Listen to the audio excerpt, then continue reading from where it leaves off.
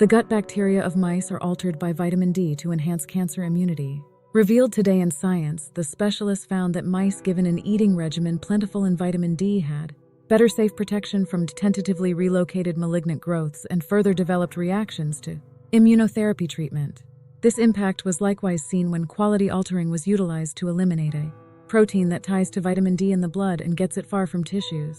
Shockingly, the group tracked down that vitamin D follows up on epithelial cells in the digestive system, which thus increment how much a microbes called Bacteroides fragilis. This organism gave mice better resistance to disease as the relocated cancers didn't develop so a lot. However, the scientists are not yet certain how to test on the off chance that the microscopic organisms alone could give better disease invulnerability. Mice on a typical eating routine were given Bacteroides fragilis. These mice were additionally better ready to oppose cancer development, yet not when the mice were put on a vitamin D insufficient eating routine. Past examinations have proposed a connection between lack of vitamin D and malignant growth risk in people, albeit the proof hasn't been decisive. The Danish researchers looked at a data set of 1.5 million people to see if there was a link between low vitamin D levels and an increased risk of cancer. A different examination of a malignant growth patient populace likewise proposed that individuals with higher vitamin D levels were bound to answer well to resistant-based malignant growth medicines.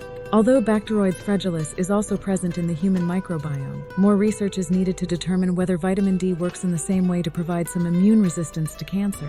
Caetano Reis Sousa, top of the Immunobiology Research Center at the KINC and senior creator, said, "What we have demonstrated here was unexpected.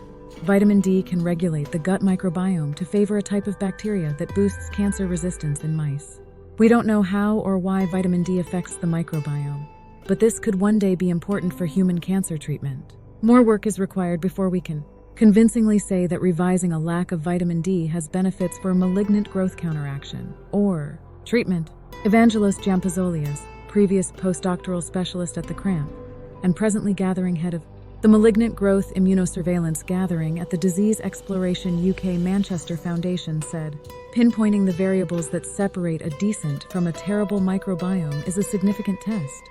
We found that vitamin D aids stomach microscopic organisms to inspire malignant growth resistance, working on the reaction to immunotherapy in mice. A key inquiry we are presently attempting to answer is the way precisely vitamin D backings a decent microbiome. If we are able to find a solution to this, we might discover brand new ways in which the immune system is influenced by the microbiome, offering exciting possibilities for cancer treatment or prevention." According to Statman investigator Romina Goldsmid of the NCI's Center for Cancer Research, these discoveries add to the developing collection of information on the job of microbiota in malignant growth, invulnerability, and the capability of dietary intercessions to tweak this relationship forgotten to the next level. Patient results. However, additional research is required to fully comprehend the underlying mechanisms and how they can be utilized to create individualized treatment plans. This examination was subsidized by Disease Exploration UK, the UK Clinical Exploration Chamber, the Wellcome Trust, an ERC Progressed Specialist Award, a Wellcome Examiner Grant, an award from the Louis Janté Establishment, the Intramural Exploration Program of the NCI, part of the EU, Public Organizations of Well-Being, CCR-NCI, and the Danish Public Exploration Establishment.